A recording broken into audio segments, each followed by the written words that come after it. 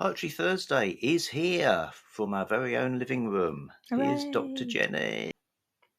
Hello, everybody. Welcome to Poetry Thursday. This week, I would normally be reading a poem of my own, but we've been away on holiday and I've come back very tired and I haven't got one to offer you at the moment.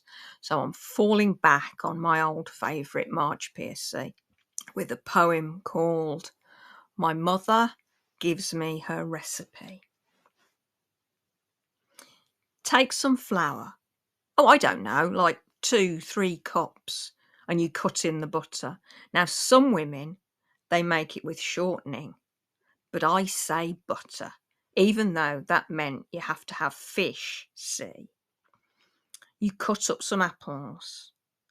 Not those stupid sweet ones. Apples for the cake, they have to have some bite, you know, a little sour in the sweet, like love. And you slice them into little moons. No, like half or crescent moons. You aren't listening. You mix the sugar and cinnamon and cloves. Some women use allspice. You coat every little moon. Did I say you add milk? Oh, just till it feels right. Use your hands. Milk in the cake part. Then you pat it into a pan. I like round ones, but who cares? I forgot to say you add baking powder. Did I forget a little lemon on the apples?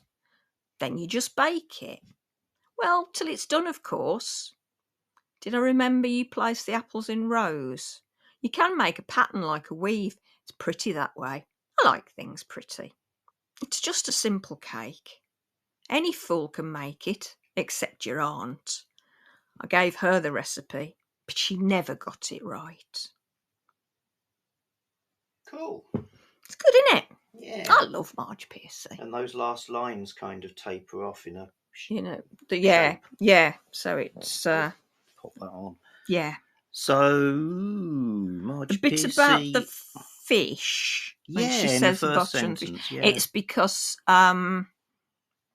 her mother is Jewish and Marge Piercy is Jewish.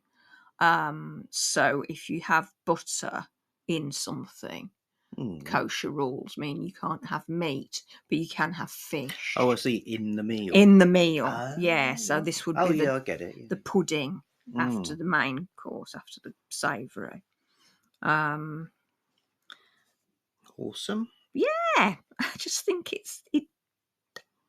No one's ever given me a recipe like that, but other people have given me other instructions for things. Where they keep saying, "Oh, back 5 steps, you should have done such and such. I forgot to tell you that." But that's actually really important and makes the whole thing work. I just think it's it's so well observed. It's just beautiful. So Marge Piercy, she's as much a novelist as a poet. I guess that's fair to say. Or has she sort of moved into more poetry? No, she was a poet first. Oh, okay. And then she started to write novels as well. And she's an autobiographer as well. She's written books about herself. Oh, right. So one of which I've read, which was Sleeping with Cats, which is very good.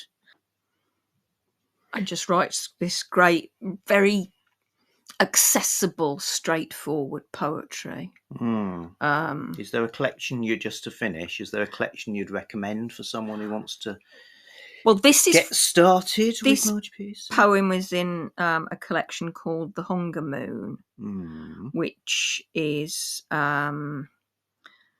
new and selected poems 1980 to 2010, which is very good. And there's a collection after that called Made in Detroit, which is where she's from, and that's very current. And I think both of those would give you a solid look at the range of what she's written. Cool. But my absolute favourite poetry book of hers is The Art of Blessing the Day, which I've talked about before. We read that. I read that actual poem. Yeah. Okay, good.